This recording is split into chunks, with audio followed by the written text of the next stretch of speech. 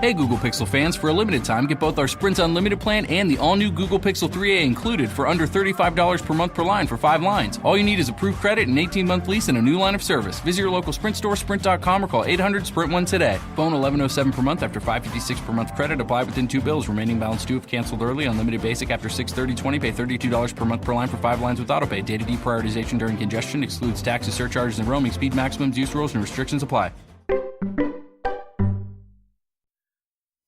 Hello, Wildcats. It's your boy Kev, just coming at you like a log on the fire. There's a log on the fire. Anyways, this is just a quick disclaimer to let you know that we are a comedy and crime podcast. So even though we do cover many serious cases and true events and satanic rituals, but yeah, we're going to be cracking some jokes and some inappropriate humor is going to be going on here. So if you are easily offended and you don't like to mix comedy and crime, then this is not the podcast for you. You probably won't like it. So just your heads up right now. And for everyone else that's going to be listening, it is just me and you right now. Just the two of us, just the podcast and you. So I have an idea. Why don't you just go on and close the curtains? 'Cause all we need is candlelight. You and me, Tooth, Tim, and Spence, and a bottle of wine. And then we're all gonna play with our butts. Oh yeah, the sun's for all the ladies. And the sweet boys, those sweet, sweet, beautiful boys, yeah, yeah, yeah, yeah. So anyways, thank you all for listening. Be good, stay safe, and laugh at the dark stuff. Hashtag Wildman. All right, fellas, like we practiced. Yeah. 2, 3, 4. Come on down. Come on down. Hanging with the brothers tonight, yeah. Come on down to the Brothers Commonplace tonight. Alrighty, welcome everyone to the Brothers Commonplace, a comedy and crime podcast where we cover monsters, mysteries, murders, fuck that up. And more. Monsters, murders, mysteries, and more. Is that right? Yeah. Fuck, what the hell happened? I shouldn't have I shouldn't have done that toodalooing on the way here. But before we jump into... Fuck, I already fucked that up. Okay, here we go. Wait, how do I go into this? But before we jump into today's nasty topic, I want y'all to meet my pretty good lunchbox buddies. Ooh, I like that. What's going on, guys? This is Tim, or Harriet Tubman, as they call me when I take a bath instead of a shower. I almost fucked that up. Dude. We're on a roll. We're fucking rusty as shit today, man. What's up? This is Spence, a recent donator to charity. Nice. I thought I was helping kids with some kind of disability where they had to like wear black and white makeup all over themselves. But it turned out I actually donated to a thing called the March of Mimes. Oh my god. Dude, I thought you were going to say instead of the Salvation Army, it was the Kiss Army. Oh. Fuck yeah, dude. Hey everybody, this is Toof, or as my new gimmick as the Mexican rapper who likes to jack off in front of his son, Daddy Yankee. Fuck. Hey, Toof, what percentage Mexican are you actually? It's a fourth. Granddad. Fuck yeah, dude, cool. More than Elizabeth Warren is Native American. When you said Mexican jerking off, I just thought Louis C.K. Oh my god, yes. Nice. And it's your boy Kev, a.k.a. The Dirty Dog. And I don't know if you guys have read in the headlines lately, Amy Schumer just had a kid. Oh, wow. And, Could she tell? Well, and Tim, I know you're going to know the answer to this. Amy Schumer's stand-up, what are most of her jokes? What are they about? Dirty, stinky pussy. Her pussy, right? Yeah, it's pretty much it. So I'm not even making this up, and I didn't make this joke or anything. This was pointed out to me.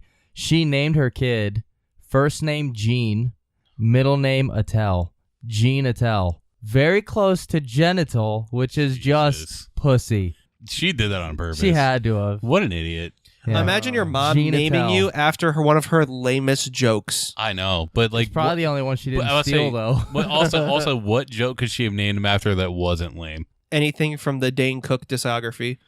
But what's funny is Dane Cook is known for stealing jokes too. He's a legend. Put some respect on his fucking I didn't name. say anything bad. Vicious Circle is awesome. Vicious Circle is basically his only good one, but no, that and his like Comedy Central Presents, which was a Yeah, that half-hour was long. super good. Yeah, that one was really good. It sounds like Amy Schumer's setting up this kid's life to already be a train wreck. Hell yeah. Fuck yeah, dude. Hopefully LeBron James is somewhere. Yeah, or Bill Hader. So alrighty, I hope all you wonderful listeners are ready to jump into a crazy case involving an even crazier cult. Oh shit! Because today we're going to take a trip up north to Fall River, Massachusetts to take on the Fall River cult. Nice. What do you think about that, Andrew? Oh, Andrew's not here. You know what? In Andrew's defense, we only worked 8-hour days the last 2 days. Yeah. And Andrew said he was going to be here tonight. Oh, wow. If we worked 8 hours, because that would give him time to do his laundry. Yeah. And then halfway through the day, they told us we were working a full day. So he was going to be here, I swear. He probably fucking knew that rat bastard. I know. So before we go any further, I want to thank everyone out there that sent us birthday wishes for Tim and Toof. Oh, thank you guys so much. Thanks. Yeah, they had birthdays last week. We got messages from some people. Also, I posted on our Twitter about it, and we had a lot of people retweet and favorite it and say stuff. So hell yeah. We appreciate it. It's actually pretty cool that me and Toof have birthdays so close because we actually do this thing where me and Toof, like, our birthdays are so close. We get together, you know. Yeah. We hang out. We watch a movie. We practice cunnilingus. And then, you know, sometimes Kevin's dad is involved. And this last time, you know, Kevin's dad was busy playing online poker. Yeah. So Yeah, it's a strange turn of events. yeah, I know. there. So Kev got involved. So it was a good time. It was a good time. Speaking of my dad, not to bring the party down, Oh. if everyone could, I don't know, I'm not really religious, but keep him in your thoughts. He goes in Tuesday. Find out, worst case scenario, he could lose a leg. What? Yeah, he's got they couldn't find a pulse in his leg. What the fuck? Yeah, Jesus. so he had to go in for some stuff today, and Yeah. Tuesday could possibly Well, be getting surgery. So I guess if there's any good news out of it, if they take his left leg away, he'll still have 2 legs Oh, because he's that's got right. a fucking The hog in hog. those Yeah. pants. Hashtag hog wild, baby. Hashtag how come you didn't pass that down, Dad? I got the alcoholism. But no, for real though, my dad, when my mom was telling me this on the phone, in the background, I heard my dad. He's like, well, tell him I can still kick his ass with the other one. What? Prove it. And I do have, I'm sorry for all the news right now. One more thing before we get started. Congrats to Emilio, our boy, one of our Bash brothers from the last Bandoleros, just got engaged. Emilio! Oh, Congrats, yeah. buddy. Hell yeah. So that's where Andrew's been. And his brother, Diego, he got married last month. Diego! So fuck yeah. Thank you guys. Hell yeah. Everyone listen to the last Bandoleros. They're the ones who put together our closing song. That's Well, the awesome. brothers, the Bash brothers in it did. So thank you so much for that. Absolutely. Their names are just like what I give women. It always ends in an O. Yeah, I could tell by that sentence the amount of confidence you just said that with. Hang on. Give me a couple minutes. I'm going to call my mom to confirm this. All right, anything before we jump into the case, boys? Oh, I do have one more note. I'm so sorry. We got a bunch of requests coming up. So our next couple episodes, 3 or 4 episodes, are going to be requests. Nice. Some of them you might not heard of. A couple of them are more popular ones. But yeah, we're going to do those. So alrighty, just a little bit of info before we get into the gruesome details about this case. First off, this case will be taking place in Fall River during a race. That's not true. I just wanted to keep rhyming.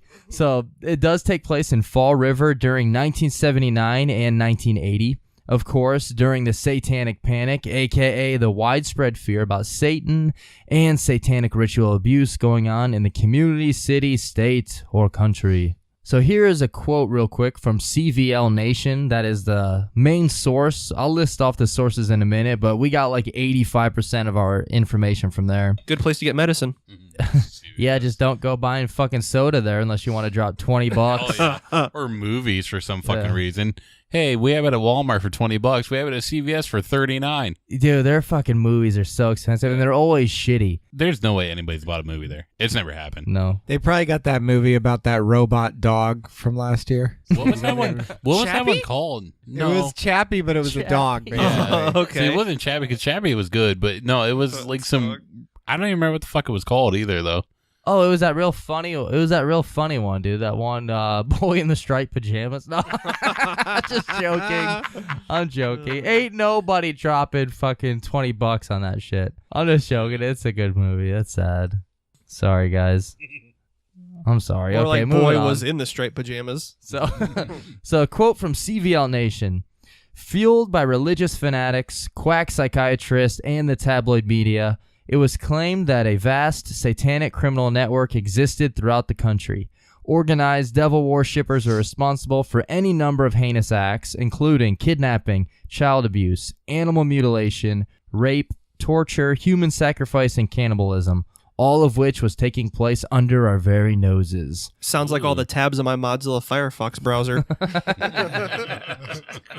Like all that and game facts.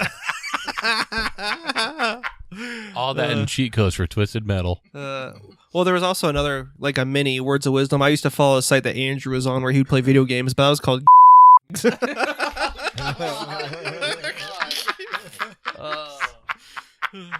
I'm keeping that in. Okay. And now just a little bit about Fall River, Massachusetts. Roughly 50 miles south of Boston, and with a population of 87,000 in 2010, the 10th largest city in the state. And there were lots of fun, notable people from this area as well, including Lizzie Borden. Oh, nice. Hell yeah. And Kristen Gilbert, who was a serial killer nurse. I care way more about Lizzie Borden, but that's still pretty cool. So, and of course, the most popular attraction here being the Lizzie Borden house. Yeah. So now for our sources for the case, we have Civil Nation, also the Encyclopedia of Modern Serial Killers, Tapatalk.com, and BehindTheVeil07.wordpress. But yeah, we got a whole bunch of this. I'd say like 85% of this from that Civil Nation website. It's super good. So if you want to know some more about this case, definitely check that out. Absolutely. I had a deletable subreddit of the week. Okay, yeah, hit it. Today's podcast is brought to you by our Venezuela Gone Wild. Oh, shit. Wow. Explain this. Is it just nude None of the- Venezuelans? None of the chicks are overweight. It's just Omar Vizquel nude with his golden gloves. Dude, I would watch that shit. Well, it's because they're like under a revolution right now, and they can't get like the food aid sent to them. Right? Aww. Yeah, Got him. I really just went Omar Vizquel. That was all I could think of. Him nude with gold gloves covering his Dude, tits. him nude at second base, crushing those homers. Oh, fuck yeah. yeah, dude. All right, I got my joke finally. All right. So Lizzie's home, was this like a place that lodges rent for one or more rooms for one or more nights sometimes? No. Oh wait, that was Lizzie's boarding house.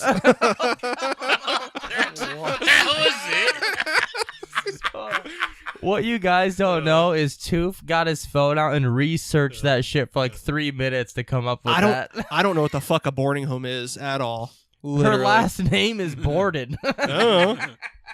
I think didn't Hey Arnold he lived in a boarding house. Yeah. So in Fall River in the late 70s, the city was hit by a pretty hard recession, and because of this, unemployment skyrocketed as well as rising crime rates. Factories were closing, buildings were abandoned, you could find drugs everywhere, prostitutes everywhere. You could pretty much find anything you wanted. And enough about Cleveland. Never mind. No, actually, that was just leading up to a joke about the only thing you won't find in Massachusetts after the. Never mind. It's just gonna be about how Kyrie was leaving. Oh, okay. All right. But the Cavs thing or the Cleveland joke threw me off. Here is one more quote from Civil Nation. The downtown area had become a total wasteland, leaving behind an economic void that provided fertile ground for a thriving trade in drugs and prostitution. This sounds just like my downtown area, honestly. Gotta shave that shit. So now let's go to the Freetown Fall River State Forest, a.k.a. the Cursed Forest of Massachusetts. That sounds cool. Pretty spooky. Fuck yeah.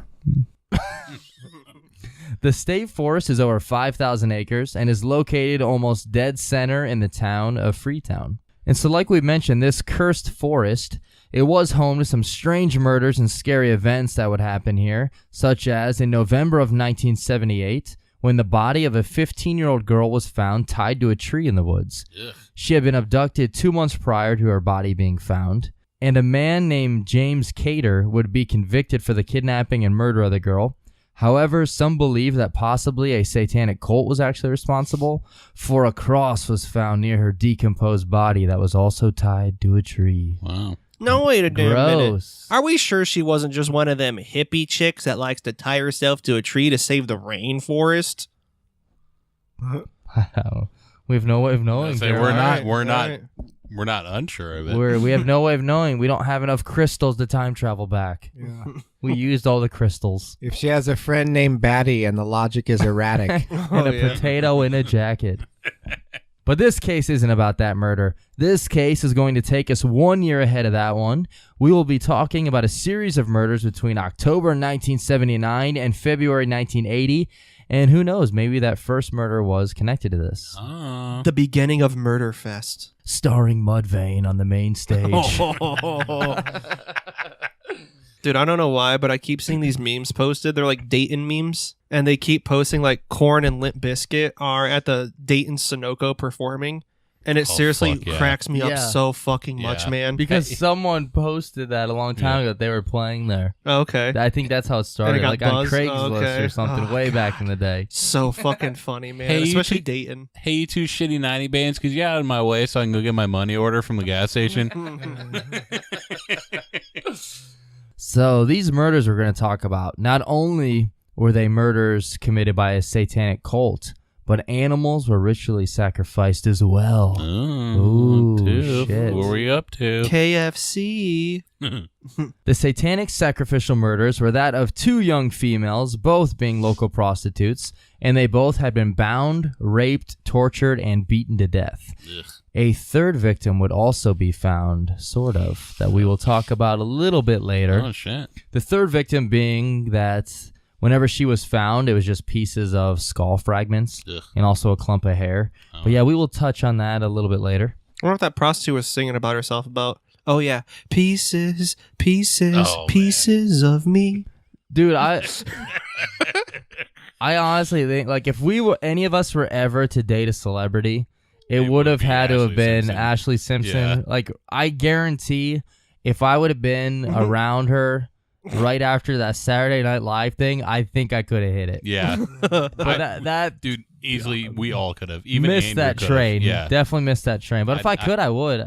When she has black hair, It's she's fine. kind of cute. It's I'd fine. hit it. It's not, the one you would go for celebrity. I wise, but it's I fine. would. Well, if yeah. it was, if it was between her and Kelly Osbourne. yeah.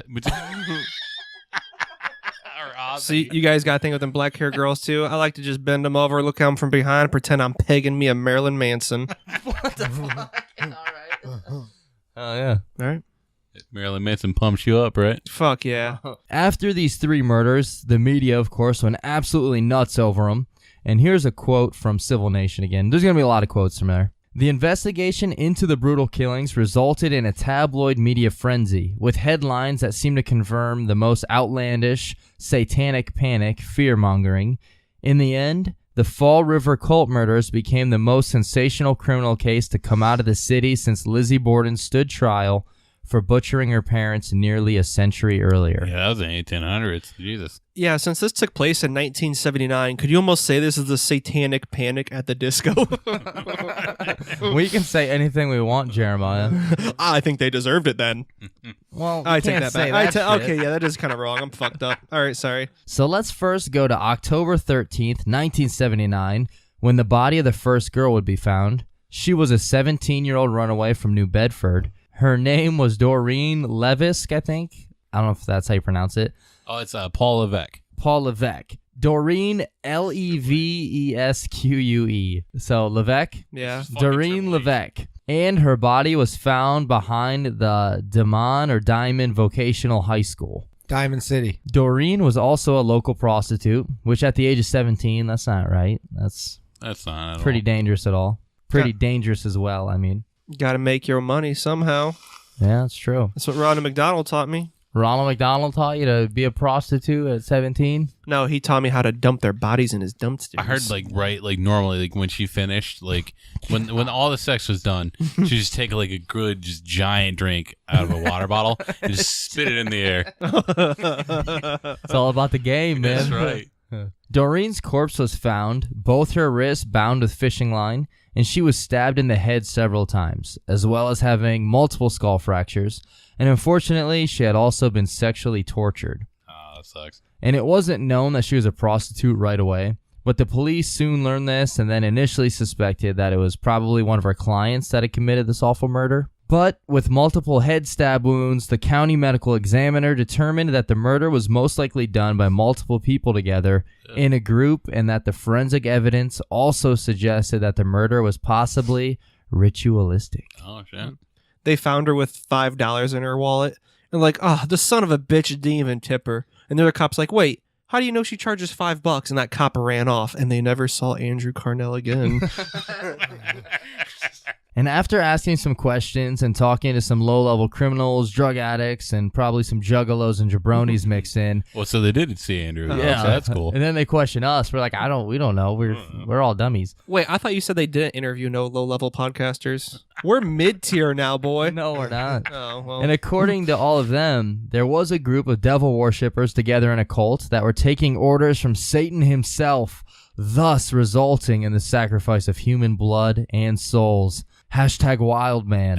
#Wildman. They also call these guys D-Generation X. They're like, no, God damn it, you're not in it, X-Pac. You're never going to be in this shit. The only reason you're in it is so Road Dogg is not the ugly one. My name's X-Pac, and what I do is I'm X-Pac. Imagine like a satanic church having like a bake sale and shit. Hey guys, we're just raising money for cancer awareness. We're like, oh shit, okay. How much are the cookies? Actually, they're like $3 for $1. That's really reasonable. Yeah, thank you. Praise Satan. Yes, praise Satan. One name that kept getting brought up to the police was a 26-year-old man by the name of Carl Drew. Now, there was no physical evidence that would link Carl to the murder. However, a prostitute by the name of Karen Marsden claims that it was most likely committed by Carl, her violent pimp. And one of Carl's other prostitutes even referred to him as the devil and told the police that she was very, very afraid of him. Oh, wow. Now, how the hell wasn't this done by his uncle? Uncle Drew? Uncle Drew? Yeah, he was in Boston. That's it. Okay. I mean, he tried, but he couldn't, he was trying to fucking carry it out, but he was missing every shot he took. I was about to say, he doesn't like to strangle people. He likes to shoot his way out of a situation. Oh, my God. But yeah, so she believes that her pimp Carl indeed was the one that murdered Doreen. But we will get back to Carl in a minute. So a month has passed since the body of Doreen was found, and a man by the name of Andy Maltius Milanakis walks into the Fall River police station, and he was there to file a missing persons report for his girlfriend Barbara Raposa. That just sounds like, after 10,000 years, I'm free. The Power Rangers, bitch. Raposa? Barbara Raposa. Yes. I don't know, anyways. And then she named her son Pond. Pond Raposa.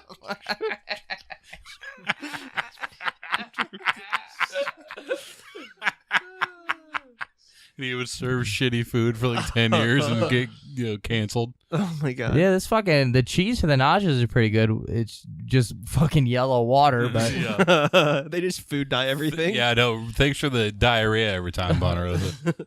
Now, Barbara, she was a 22-year-old prostitute that also worked in the Bedford Street area, which was the area that Doreen had been working. And not only was this another missing prostitute case for the police, but Andy said something else that caught their attention. He said that he believed a satanic cult was responsible for her disappearance and that he had information relating to the murder of Doreen. So this guy's name is Andy. Andy. And last guy's name was Drew. Yeah. It's kind of starting to add up, Andrew. What were you up to, buddy? Well, I don't know. If he was here, we'd ask him, but he's dead. Now, you'd probably think that this could be like a slam dunk interview that the police were about to have with Andy. However, Andy isn't exactly the best person or the most reliable source for that matter. Andy, he was a devout Christian. So, all right, that's fine. No biggie there. But he was also a rapist, a pedophile, a sexual sadist, and he mentioned that he and his girlfriend also used to be Satanists together. So this dude was not only all of those things, but to the surprise of no one, he was also described as a, quote, mentally unstable creep. Yeah, that sounds like it. So the dude definitely sounds scary and fucked up, and many prostitutes were pretty suspicious and bothered by this Andy guy because they were missing/murdered colleagues of theirs, and this dude, he's sometimes around, and nobody really knew like a whole lot about him. And Andy, he was a 44-year-old man, and when speaking with the police, they kind of brought up his past, and he said that he had changed, And so this is how he started his interview with the police. These were his first words. Jesus Christ is my personal Lord and Savior. Once I worshiped Satan, but now I worship Jesus. Great start. So that's the start to his police interview. Redemption arc. Yeah. Flip-flopper. Hey, you got to always have a headline. So according to Andy, he and his girlfriend Barbara, they were practicing Satanists at the time of her disappearance. And not only that, but they were also both members of a local cult. And that Doreen was actually involved with the cult prior to her murder.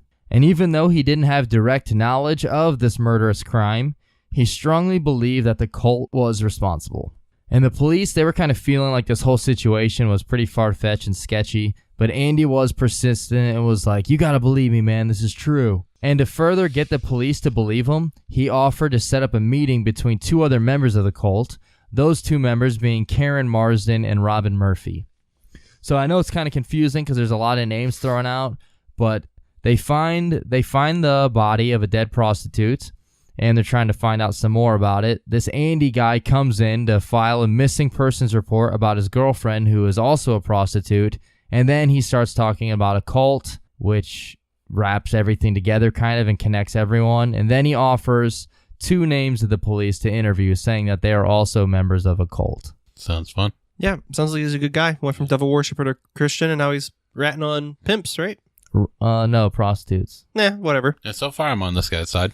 At least he's still better than Sean Hunter when Sean Hunter joined the cult. Yeah. Oh, the center. I mean, I feel like everybody's just always better than Sean Hunter, though. Besides maybe like season 1 and 2. He also sounds better than Kevin Durant, who's also a notorious flip-flopper. So we mentioned Karen Marsden briefly at the beginning, and she was a 20-year-old single mother that worked Fall River's red light district. The police described her as being emotional and nervous, and she was also a runaway and a drug addict. And then the second girl, Robin Murphy, she was almost the exact opposite in terms of emotion. Like, she was cold, deliberate, and calculated. And Robin, she was only 17 as well. And she was not only a prostitute, but she set her goals high and was actually an aspiring pimp as well. Oh, well. Yeah. How much did she take from Murphy? She is Robin Murphy. Robin Murphy. Oh, I got you. Okay. Okay, I got you. Yeah. And according to some people, Robin, even before she became a prostitute and aspiring pimp, she was known to have been pretty violent at times. And then just a heads up here, we may not be exact on every detail here because there's a lot of different information out there and different sources say different things. Sure, we'll find out about it. But I've read a lot that Karen and Robin Murphy were also roommates and lovers. Ooh. So Send us some videos. Push them clams together. Don't send us these videos. Fuck it. Push some clams together and make some Boston clam chowder. Ew. Like that dude. I mentioned him in the intro of last episode. I can't remember his name right now. He's the YouTuber who was getting young girls to like twerk and show their buttholes to him and stuff. I think you told me about it. There's a video where he's telling this girl to twerk, and she's like, I don't know how to do that. I don't know what that is. So he makes a video of himself twerking and sends it to her. Fuck yes. He's like, hey, cutie. And then he twerks, and he's like, now it's your turn. It's so fucking creepy. Is he the head of Nickelodeon? Oh, fucking Dan Snyder. Yeah. And so we have Karen and Robin Murphy. And during the entire police interview, Karen was the one doing most of the talking. And Robin, she was more quiet and was trying to analyze the officers that were asking these questions. And sometimes she would like shush Karen whenever she was saying too much. And Karen was sometimes, quote, rambling at various levels of coherency. And she eventually broke down in tears and told the police that Carl Drew killed Doreen Levesque. And one thing that the police didn't really know, though, was the two girls' involvements with Andy, because they don't really know how they knew him. All they did was say, like, oh, we know him from around.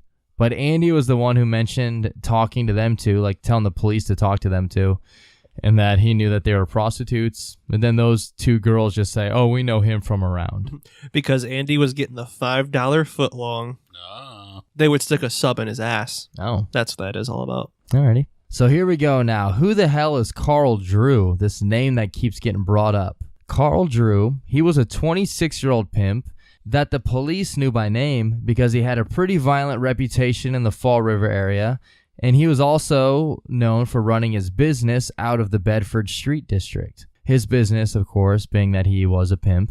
And Carl Drew, he was born in 1954, and he was raised on a small farm in New Hampshire.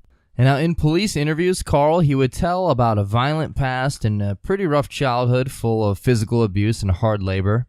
And one of his stories he told was when he was a kid and working on the family farm.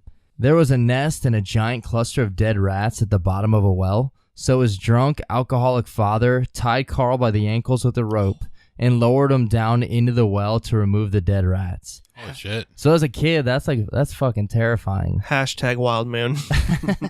And by the age of 14, Carl would run away from home and made his way to Fall River, where he found his place among the criminal underground there, hanging out and living with bikers, drug addicts, and prostitutes. I thought I had a joke because somehow where this is just Carl Winslow, but it was just, they were lowering him down. But no, I don't got it. Yeah. Him getting lowered down is the equivalent to him being on that treadmill with the bomb in it, where he couldn't fucking stop running. Oh my God. Yes. And whenever he arrives in Fall River as a 14-year-old, it just makes me think of the beginning of Guns N' Roses' Welcome to the Jungle, the video when young innocent Axel gets off the bus in the concrete jungle, and he just kind of looks around. Yeah. That's what it kind of reminds me of. And when the police analyzed Carl and the murder case, they're like, well, yeah, I could easily see this douchebag doing all that. Like, he has a violent background, and he's been around prostitutes and drugs and everything since he was 14, so he's been pretty violent and pretty shitty. And even though there's no evidence or anything to actually link him to the crime, he was Doreen's pimp, so he does have a connection to the victim. And the only thing that really pointed the police to him in the first place was the word of 2 drug-addicted prostitutes that were directed to the police from a child-molesting, mentally unstable rapist. How can you believe anyone's fucking word so far in any of these Yeah. stories? They're all pretty horrible. That's the thing. It's like, it's not a very good group of people that are giving you this information. So, like, everything the police have to work with is just, like, the fucking worst. Like, I wouldn't be surprised if they're like, yeah, we're all part of this cult together. Also, we put together the rides at the county fair. Basically, all this is, it's trying to, like, believe, like, 4 different Kevin Durant accounts. Oh my on Twitter. God, yes. And then they got their information from this crystal meth addicted mime who just motioned where everything was. he just did the finger and the whole thing, the sex thing. Hey man, don't shit on mimes. I'm a supporter now. Oh my God, yes. But the police, they couldn't get any more information out of Karen. All she said was that Carl did it and that he was responsible for it. And she also said that if she was to turn up dead, then Carl would be the one responsible for that as well. I hate dead vegetables, man. Especially a dead turnip. God. Nice.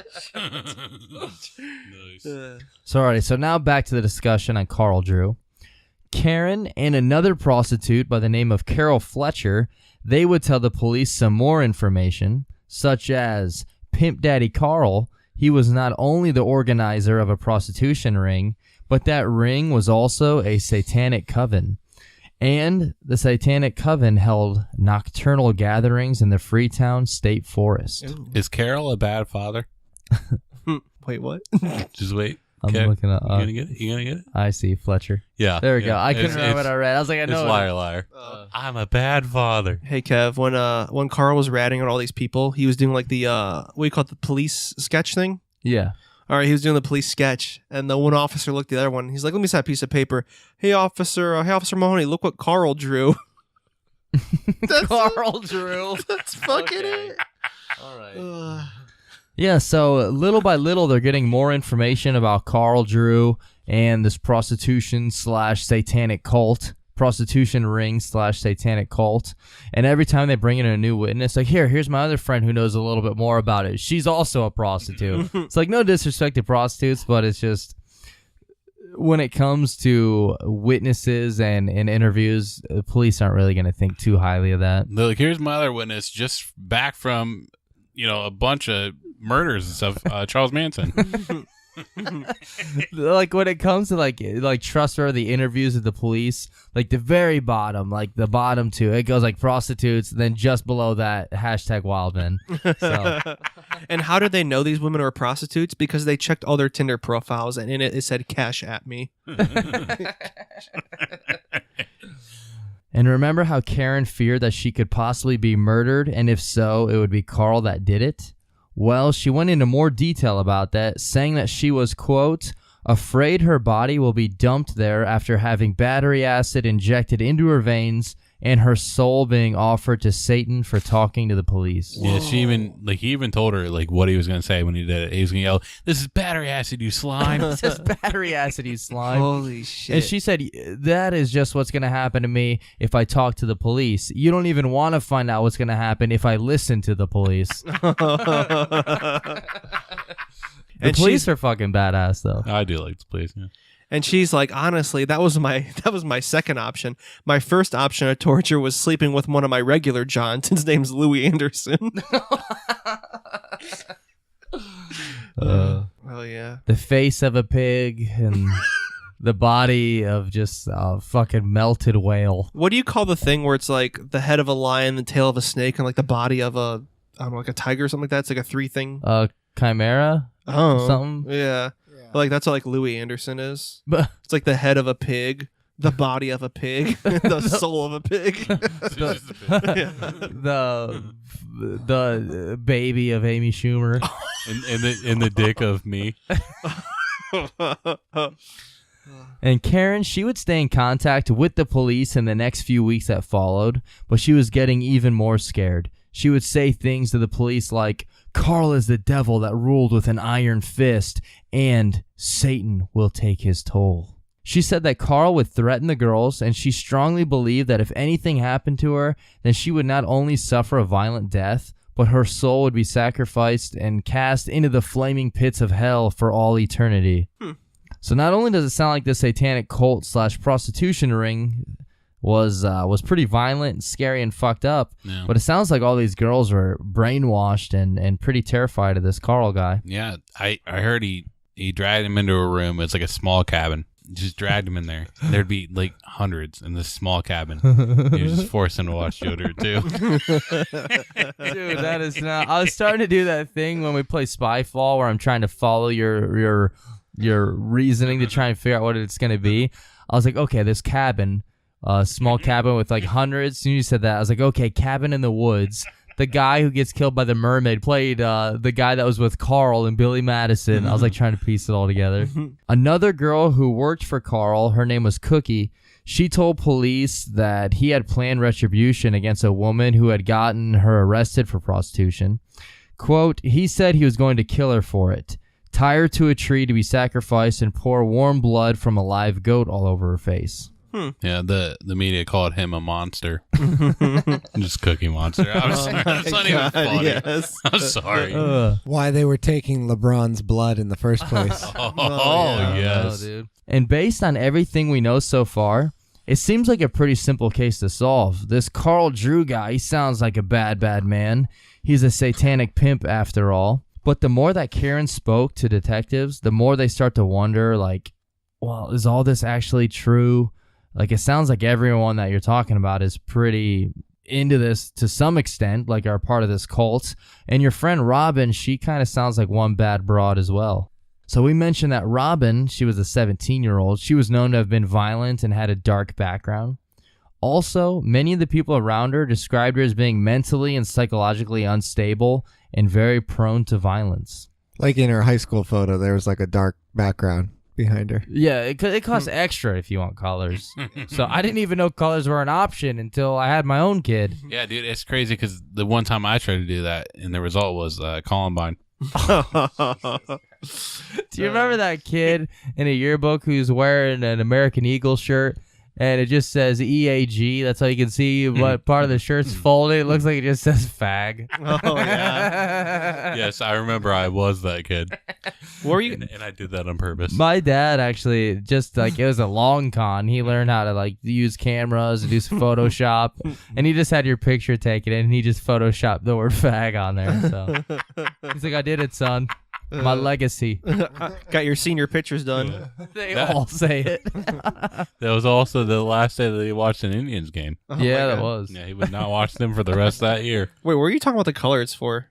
The what? I don't know, some colors or something like that? He's talking about the color in the background. Okay. You're talking about the colors being separated?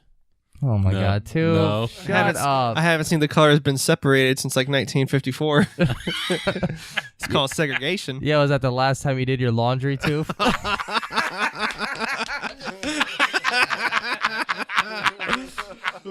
Dude, that's actually super funny because Cass is super pissed because I literally have laundry sitting up in my room for like the last 2 weeks. Oh yeah, dude. Wash that shit, man. No. They nut shirts? No. Oh, you hesitated. Then you smiled at me. Then How many grandma's blankets do you have? Let's just say if grandma's blankets could hold hands, they give the whole world a hug. honestly, you should sell that as living room doors. You should. Because it really probably is like bulletproof glass at this point. God. Like Toof puts together, like he gets all his grandma's blankets to celebrate like Live Aid, but after they hand out his blankets, they have to change the name to Live Aids. I sell the my grandma's blankets to Elon Musk so we can take the spaceships into space and Mars and stuff. And when they come back, they're like used as those like solar panels, so like when the heat gets them, they don't like burn up. Except they do burn up. And Elon Musk's like, "What the fuck, man? You just killed all those people." And I do like the that super famous Donald Trump gif where he's like, yeah, the one where he like looks around and smiles and stuff. I like the one where he steps out from behind, so it's like he just appeared out of nowhere. Oh yeah, That one's so good. is that the same one where he hugs the flag too? Is that where he pops out from the flag? That's amazing. Alrighty. So as we mentioned with Robin, the detectives, they began to think that maybe she might have something to do with the murders as well. And Robin, she claimed that she was present during the murder of Doreen, which is like never put yourself in the crime scene. But she stated that the killing was an offering to Satan and that Carl was the one behind it. And according to her, Doreen wanted to leave the cult and pimp Carl's group, and she started working on her own, being her own woman and all. And Drew, he wasn't about to let that happen. Did she have any help in this, or is she doing this all by herself? She wanted to be her own woman, doing this by herself. Oh, okay. There's no Batman in there, buddy. Yeah. Did she smell? No, but she laid an egg. Oh, there we go. Okay. There you go. But Robin, she said that the murder of Doreen happened out of her sight, so she didn't actually see it. And she also said she didn't hear it either, but she was present there. Oh. That is her story. She's like, I was there when it happened because I'm one of Carl's prostitutes, and he killed her. I didn't see it, and I didn't hear it, but I was there. So the police are like, what the fuck are you talking about? Doesn't make much sense there, Robin. We will get in some more details about that later, though. All right. So the police, they don't really buy this part at all. The details on Doreen's death shows that she was sexually assaulted, tortured, and stabbed/beaten. So this would have been very loud. Like, there's no way you could have been present and not heard any of that. Well, if a woman gets beaten to death on a tree and it falls down, does anyone actually hear it? That is that very classic question, too. Yeah. I think that was in one of the verses in the Bible, actually. Yeah, it was in the Encyclopedia Dramatica. I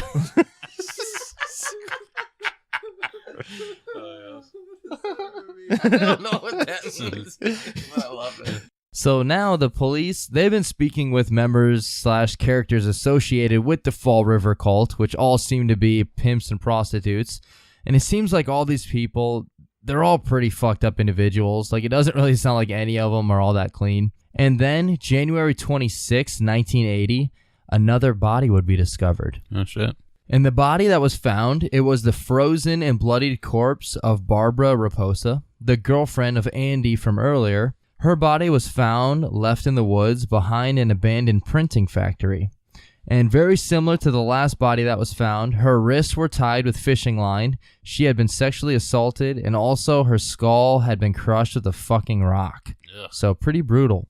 Did they ever find out where the fishing line came from? No.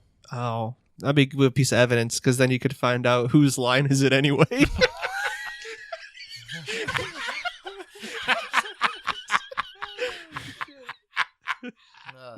And then the It's just unbroken. They just follow it. Oh my And God. it's tied all the way back to the killer's house. Oh my God. then that'd be great. the detective shows up and he's welcome. Whose line is it anyway? Where the prostitutes, their lives don't matter. That's mean. It's great. So now there were 2 prostitutes' bodies that had been found in very similar manner and in the same area. The only good news for the police was that they had been in contact and interviewed most of the strange people in this cult that they knew about, or at least they had some suspects and people they knew who to contact in regards to this second murder. And first up, they were going to question Andy Maltius, however you pronounce his name, the boyfriend of Barbara. Yeah. Now, Andy, he was the last one to see Barbara alive, and he was very nervous when he was interviewed by the police, and he also denied having any knowledge of the crime. But then, a couple days later, Andy contacts the police to tell him that he had a psychic dream and thus received details on the murder.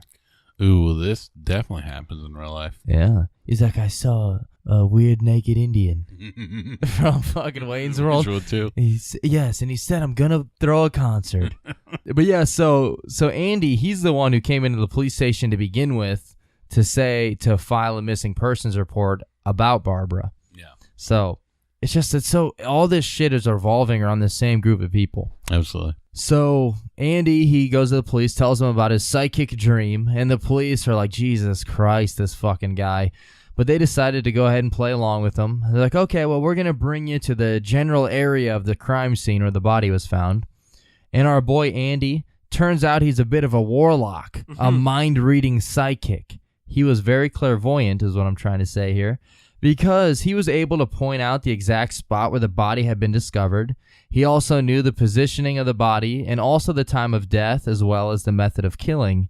And another small note here, he was able to tell the police a few details about the murder that were not yet made public. So they're like, Andy, this fucking dream you had, it's, you're learning, we're learning a whole lot about this case from this dream. And Andy has no idea. He's so fucking stupid that he's just obviously becoming the number one suspect right now. Yeah, I did this, but it was a dream, though. I didn't do anything. Yeah, that's what he said. He's like, I know all this because of my psychic dream. So the police, they were like, all right, thank you, Andy. Thank you for all your help. Here, go ahead. We're going to put you in handcuffs right now, and we're going to charge you with murder. So hashtag Wildman. Hashtag Wildman, buddy. Fucking Andy. God damn it, Andy. I was rooting for you, dude. Fucking idiot.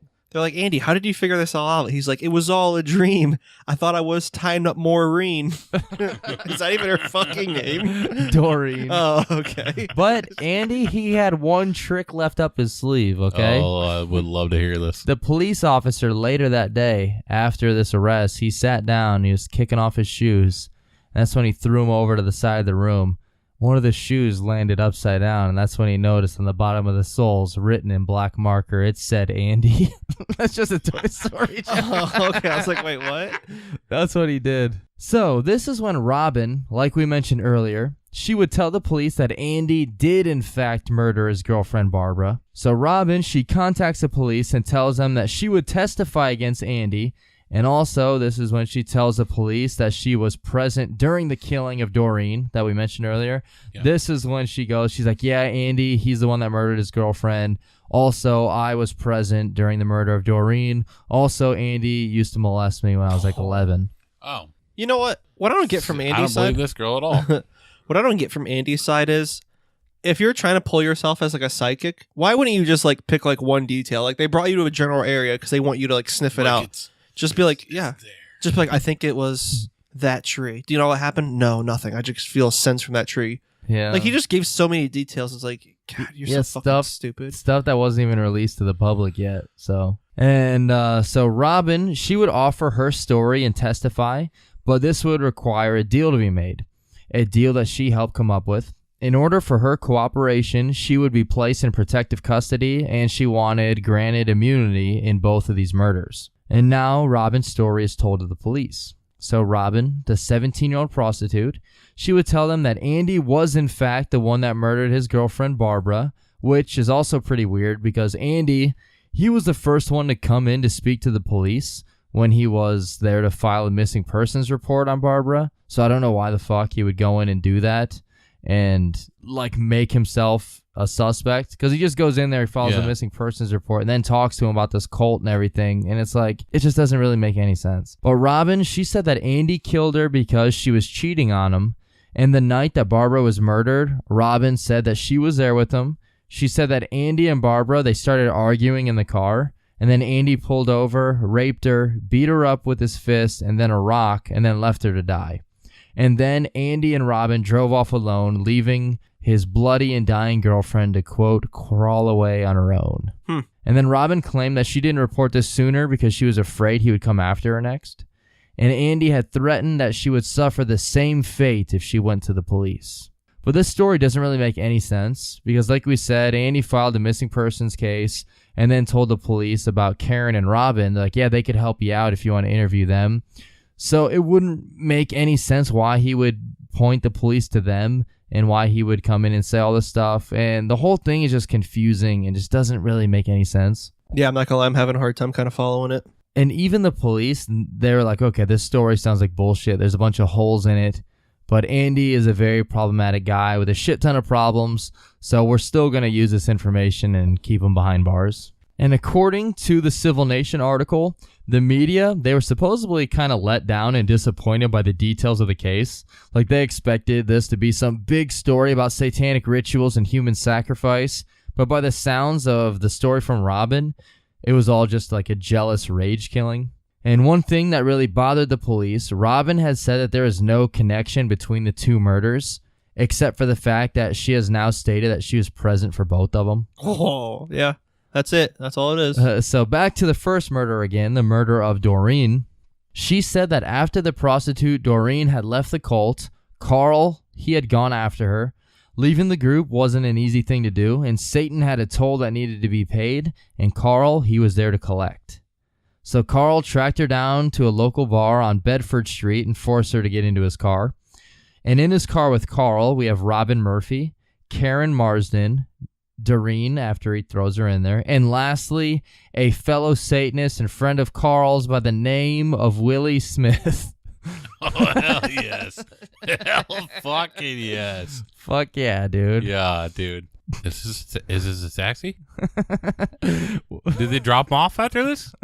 Well, there's only one way to find out, man. And I guess Willie Smith, he'd always play this joke. So whenever they captured Doreen and they threw her in the car, he pulled out this badge and he's like, NYPD means I will knock your punk ass down. That doesn't even, I used to think that was so fucking clever and funny as a kid. It really is. Also, when he got out of the car, though, he would always say, hey, I'll smell you later. Yo, smell you later. Mickey Wild Wild West. All right, we could just do Will Smith jokes fucking forever. Here is a quote from the article again.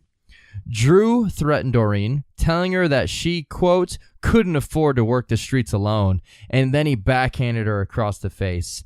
They pulled behind the high school, and the two men took the girl under some bleachers out of sight. Murphy and Marsden, they stayed with the car. According to her initial statement, Murphy heard no screams and claimed to see nothing.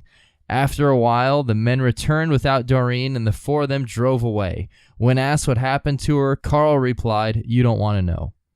And Willie said he looked directly at her, like right in her eye, and he said, "How come you don't want me, man?" And Willie later, whenever they brought him into the police, and they were like trying to be like, yeah, you're the one that did all this. And he's like, no, I didn't. Like, we didn't. I had nothing to do with this. Like, well, you're going to take the blame for it. He's like, huh, so that's it, huh? We're some sort of suicide squad. We're the patsy. And once again, the story that Robin told the police, it sounds plausible, but the story doesn't really add up, and the testimony doesn't match any of the forensic evidence. The murders were extremely violent, and many times it was described as a prolonged torture, and it was very bloody. But Robin claimed that neither man had come back with any blood on them at all, and at the same time, she said that she saw nothing and heard nothing. There were no screams or anything. And Robin also said that the entire thing only took a couple of minutes. And lastly, she told the police that she didn't even know that Doreen was murdered until she saw it in the newspapers a couple days later. So she says within a couple minutes, these two guys took her behind the bleachers, raped her, beat her, tortured her, and came back with no blood on them. And she had no idea what happened because she didn't hear or see anything. Mm-mm. And it only took a couple of minutes? Yeah. What was Andrew doing? No. This sounds like a typical Andrew case. Yeah. What was CM Punk doing? Oh, wow.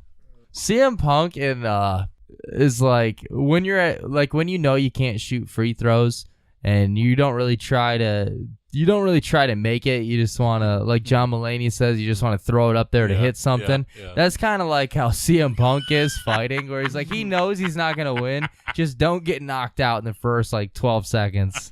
Dude, Still did. you might have seen it, Tim. Has there ever been a Photoshop of like the Miz's dad with his fists versus CM Punk? The Miz's dad being a long-lost Muppet. He fucking pretty much is. He looks like those hippies from the band. The one time that Shane McMahon has ever made me laugh is when he called him a baked potato. Oh, yeah. That was so fucking funny. Dude, I love just how the Shane McMahon phantom punches. He's the fucking worst. Dude, practice he's fucking punches, horrible. man. He's horrible. Dude, he sucks so bad as a heel. Like, I don't even like him, and normally I like the heels. Did you hear the interview about that? Like, he wasn't even supposed to get in the ring. Shane just told him, get in the ring. And he's like, what the fuck? And the dad just got in the ring, and like, he's like, just roll with this. And then I guess he stuck his fist up, and it was like Vince's favorite thing about WrestleMania. Well, I mean, it wasn't that good of a WrestleMania, so yeah. He moves his fist, right? Does he position him? Yeah, that was pretty funny. They're like all out far. It's actually really fucking funny. It's amazing. If that was honestly got improvised, then that's great. And then, as time went on and she gave more interviews to the police, she started adding in more details that included more violence and gore, as well as satanic rituals and all of this. And she failed to mention all this during her first interview, though. But yeah, like each time she talks to the police, she adds in more details, more violent details. Which, if this was indeed true, like satanic rituals and all that, like I think you would probably mention that in the first interview. Like I don't really think you'd be like, oh yeah, I forgot to mention we slit that goat's throat and fucking drank its blood and then fucked each other's fathers. Like you think you would mention that. Yeah, I skipped the part and just banged everybody's dad. And Carl Drew was our dungeon master. Mm. Yeah. What if the only way she thinks is like those one books where it's like, all right, you have finished this. Skip to page 87 if you want to see if the goat's blood gets drank. Oh. Or actually skip to page 54 if you want to rape her against the tree. Jesus Christ, Jeremiah. What kind of choose your own adventure is this?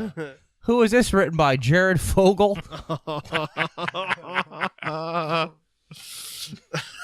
I'm sorry. Stick the hard drive in the girl's ass. Oh. And also, like we mentioned, Robin, she wasn't the only cult member speaking to the police, because Karen Marsden was also speaking with them.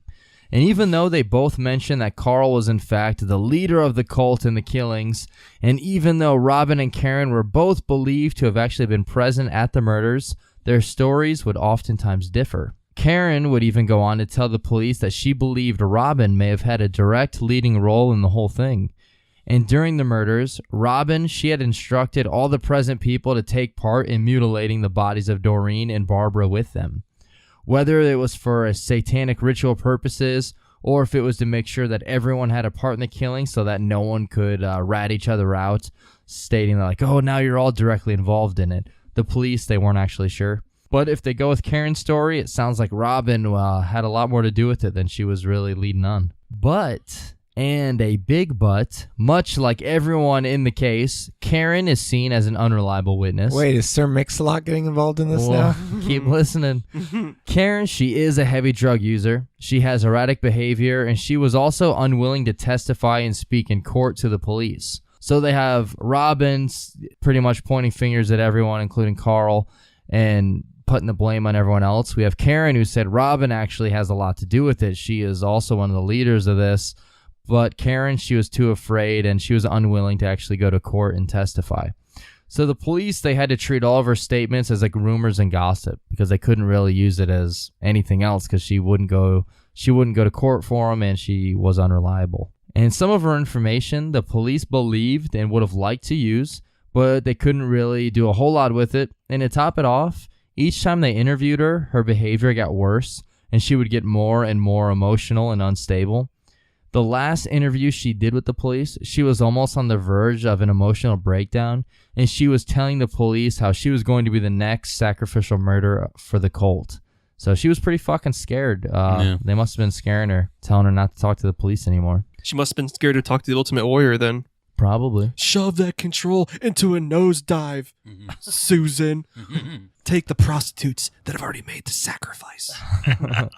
And shortly after this interview, on February 9th, 1980, Karen would be reported as missing. Oh, shit. So now let's fast forward 2 months. Let's use the Disney, what's the Disney Fast Pass? Where the fucking DVD button is. Fast Pass is when Andrew's on the MTV dating game and they used it on him.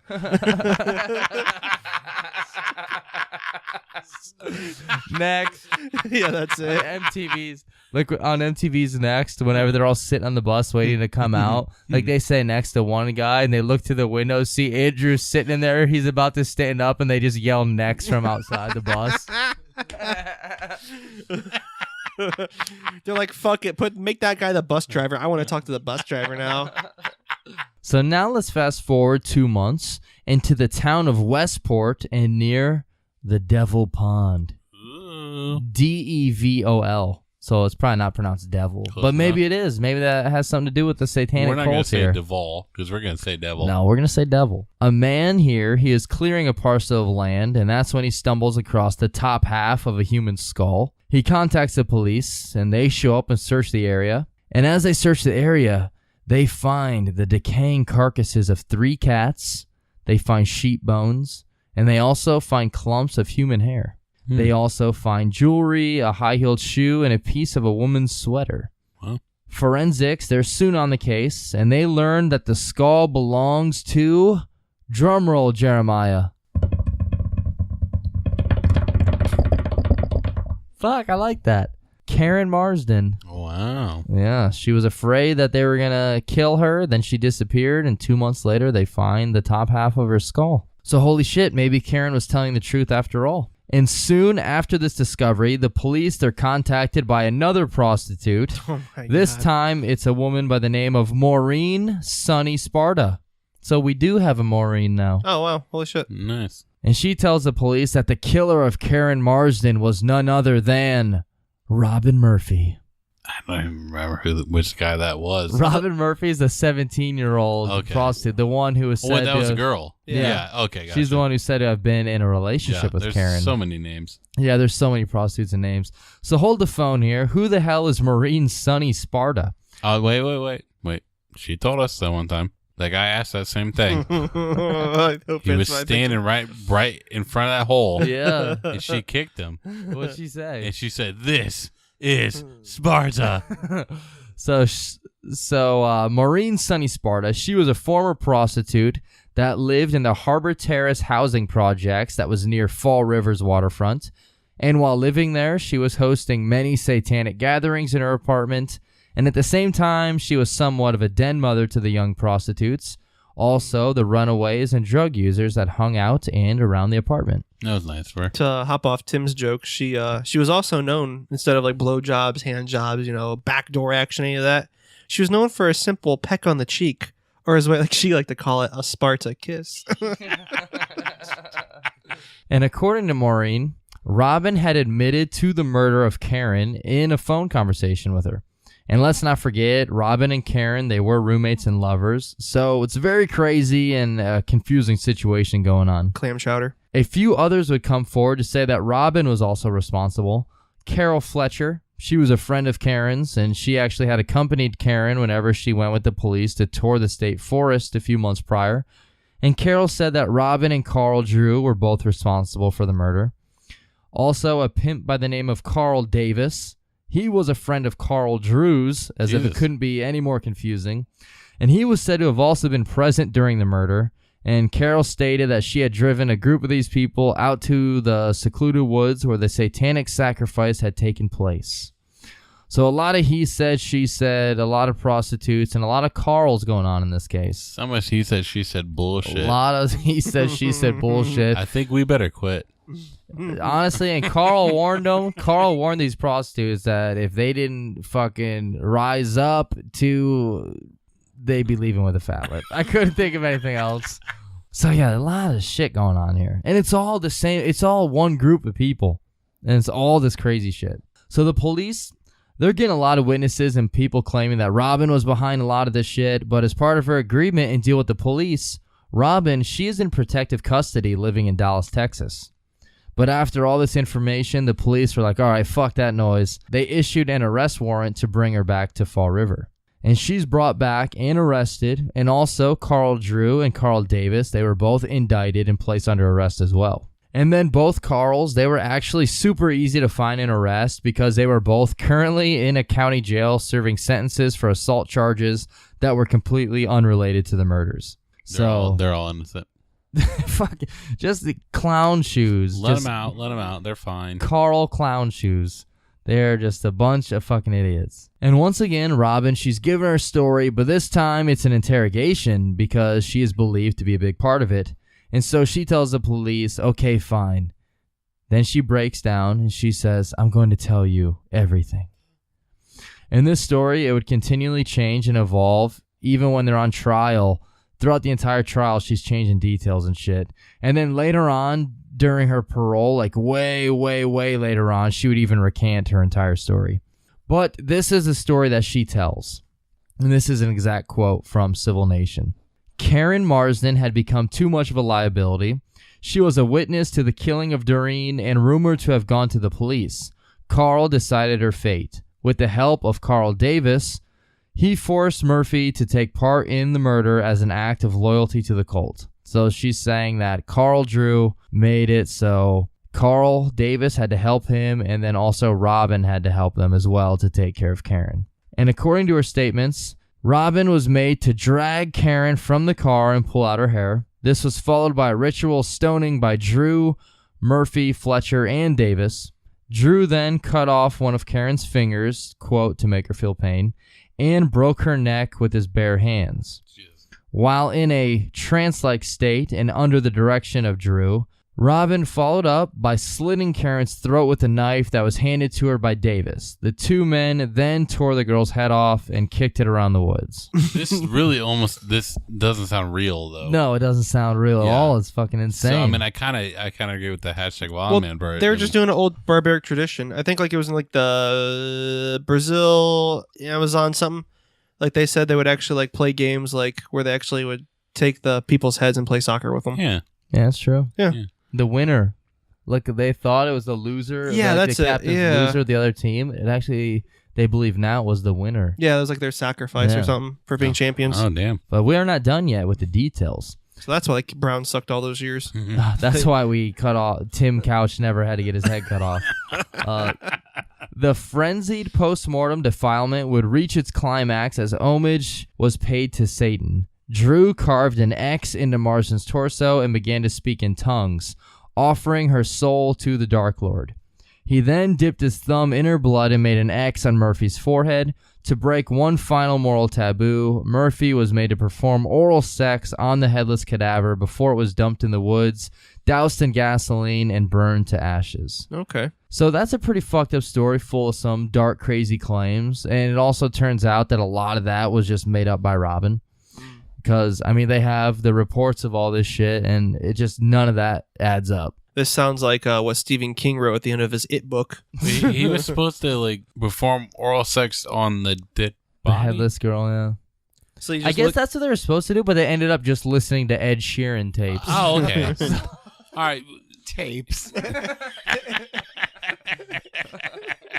They found those. We're fine. We're fine. Everything's good. Everything's fine. None of Ed Sheeran's music has ever been put on a tape. Hey, this makes as much sense as the actual story, though. And since it was in the woods in the 80s, I guaranteed someone found dirty magazines out there. Oh, yeah. it's definitely Hidden under a tree or a rock. Hey, if you guys did, can I have those back? My dad would like those. So it's pretty clear that Robin is pretty mentally unstable, and she was also very manipulative to those around her. But not only that, it would eventually be found out that the police were actually a little dirty about this whole thing too. There would be witness tampering, manipulation, and misconduct that took place during the investigation, and it is also believed that the detectives may have even helped frame this case based on their Catholic beliefs. So even more fucking bunny holes in this shit. Who the fuck did it? Well, so they believe that because of the satanic panic and like with the crazy media headlines and stuff, that they believe the police were kind of being like, well, we can add this part in, you know? Oh, okay. So really, we just chuck this up as it was Toof? So what the fuck is going on here? Is there nobody to be trusted? Has Satan taken over this entire place? Probably yes. So that's the end of the case. That's where we're going to end it. Okay. Well, thanks everybody for listening. Hashtag devil horns. Spence, you want to do our closing? Right around this time, they renamed the town to Derry. Oh, yeah. Derry, Maine. So now let's get back to the facts on this case, though. 3 women now were all brutally tortured and killed in similar manners. All 3 knew each other, and all 3 were prostitutes that ran in the same circle. And it is possible that maybe the circle used the cult as a tool of fear to control and scare the young prostitutes, but it appears that the cult was actually very real and not just a scare tactic. They were using a tool. It was Andrew. Yeah, right. And he was listening to Tool. I already figured out it was Usain Bolt who killed them because he also runs in a circle. That's true, he does. Yeah. Almost all the people involved in the case spoke about the cults and their connections to it, and even 2 detectives from Fall River's Major Crimes Division had witnessed some strange things. 2 detectives have gone to Maureen's apartment as part of their investigation, and this is where Maureen was said to have held her black masses and cult gatherings. So anyways, the 2 detectives, they managed to witness one of these black masses early on in their investigation, and during this black mass, Carl Drew was there, Robin Murphy was there, Maureen was there, and there were also some other Bedford Street regulars. And according to Maureen, one of the points or ideas behind the gathering here was, quote, "We pray to Satan, we chant, and then we listen to Riddlebox. We drink Faygo, throw out the blood, throw out the Black Sabbath albums, bring in the Faygo, and bring in Ringmaster." The gathering, for sure. And then they tie people to a tree and rap to them instead of rape them. Honestly, that might kill me, really. Oh, my God. And the group, they were gathered under a large under a large man named Merle. And the group was gathered under a large mural of the devil that was painted on the living room wall. And the group gathered in a circle and they started to chant, "Hail, Satan, hail, Satan." So hashtag Wildman, and just for the fun of it, hashtag Van Halen. Oh, yeah. You know? Throw it out there, yeah. And that was really all they did at this gathering. And Maureen, she denied that there was any actual human sacrifice, but she did admit that sometimes they would fuck up some goats and stray cats. And then the next door neighbors, they were actually members of ISIS, and they overheard this and mentioned, yeah, we also like to fuck up some goats, but they just literally meant that they literally would just fuck up the goat ass. So that's actually pretty cool. Like, I actually like this part. I mean, That's pretty it's neat. not that cool, though, man, because that one time Chris Jericho was hurting really bad in the ring. And then Eli Manning called in. He's like, "I like to fuck up the goats, too." Oh, yeah. And here's a quote from Maureen in regards to sacrificing goats and cats. "The warm blood would be used in mock baptisms and poured over the heads of the gathered congregants. During the course of these rituals, it's claimed that participants lost consciousness or spoke in tongues. Satan appears in a form where we feel his presence, or he takes possession of one of us. You can tell when Satan is there. Some people even let him speak through them in his own language. It isn't human speech. There's no way anyone on earth could fake it. There's no way that Crystal Pepsi will ever disappear." So, we made the sacrifice for Crystal Pepsi also. We would slit the goats' throats. We would then throw the blood away, and we would drink Crystal Pepsi. No. See, Kev, you got that all wrong. You're reading it in tongues. You got to read it naturally. They slit the goats' throats and Crystal Pepsi would come out. We would all get naked. We would spread our pussies. We would shake up the Crystal Pepsis, drop a Mentos in, and stick the bottle of Crystal Pepsi in our pussies until it shot out our eyeballs.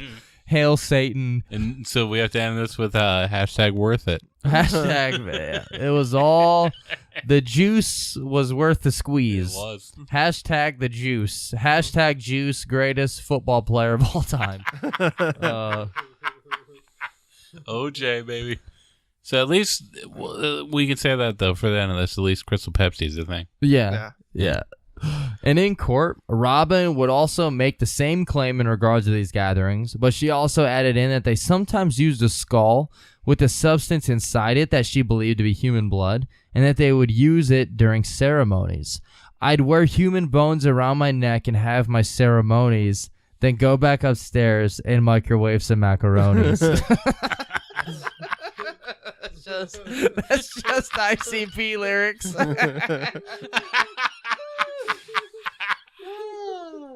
Holy shit. I like how if ICP actually said it, though, I wouldn't have laughed. Oh, yeah. Hey Google Pixel fans, for a limited time, get both our Sprint Unlimited plan and the all-new Google Pixel 3a included for under $35 per month per line for 5 lines. All you need is approved credit, an 18-month lease, and a new line of service. Visit your local Sprint store, sprint.com, or call 800-SPRINT1 today. Phone $1107 per month after $556 per month credit. Apply within 2 bills. Remaining balance due if canceled early. Unlimited basic after $630.20. Pay $32 per month per line for 5 lines with autopay. Data deprioritization during congestion excludes taxes, surcharges, and roaming. Speed maximums, use rules, and restrictions apply. So Robin, she claimed to have attended 10 of these cult gatherings, all between October 79 and February 1980, including the 2 where Doreen and Karen Marsden were killed. So this satanic cult, it is a homegrown type of satanic cult. It's not one that is derived from somewhere else. Like, they didn't follow any connections to the Church of Satan or anything like that. This is strictly something that they all did on their own and just for fun.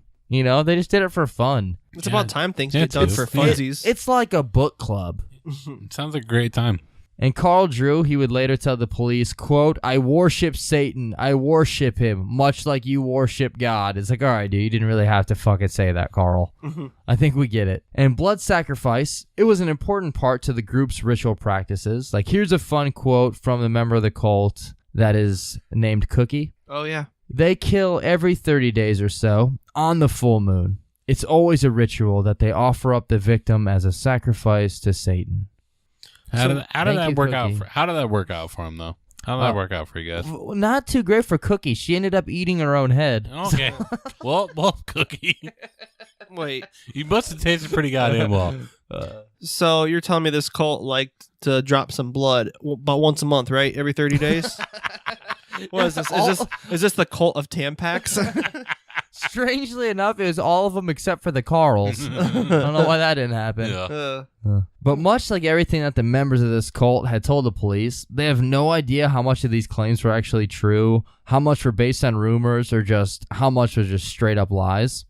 And so the police, they said, "Now straight up, now tell me, did he really fuck the goat in his asshole?" And then the members of ISIS pop up like, uh-huh. And we did it just having fun.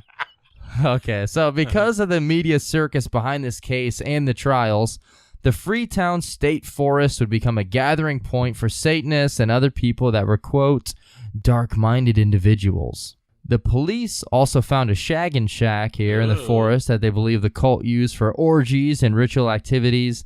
However, there was no evidence here that they could be tied to any of the crimes. But there was also a large flat stone slab found that they nicknamed, or it was known as, quote, the altar. And it was believed that ceremonies were performed here by torchlight and possibly involved animals and or prostitutes bleeding out in Satan's honor. No idea if any of that is true or just a hunch they had. I have no idea. I just read that the police said they found this, and that's what they believed. Yeah.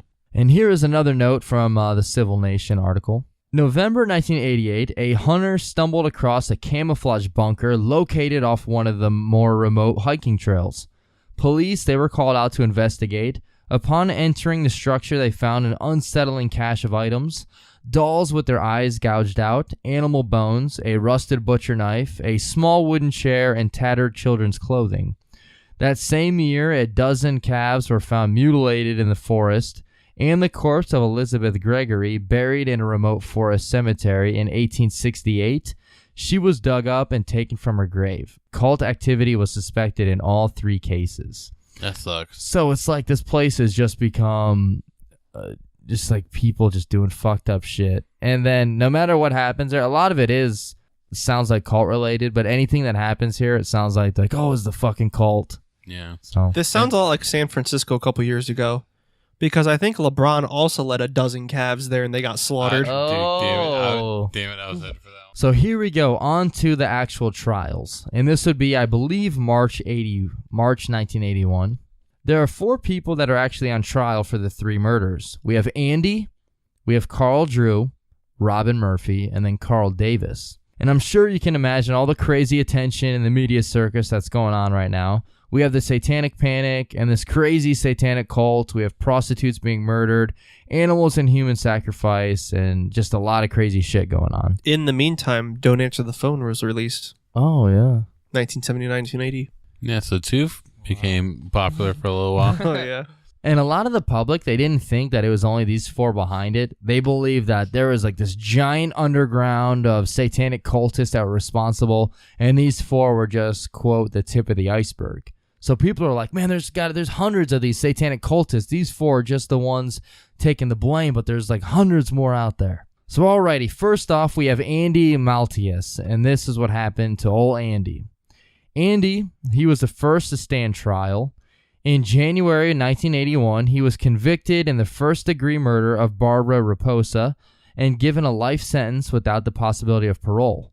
Much of the case against him was based on the witness testimony of Robin Murphy.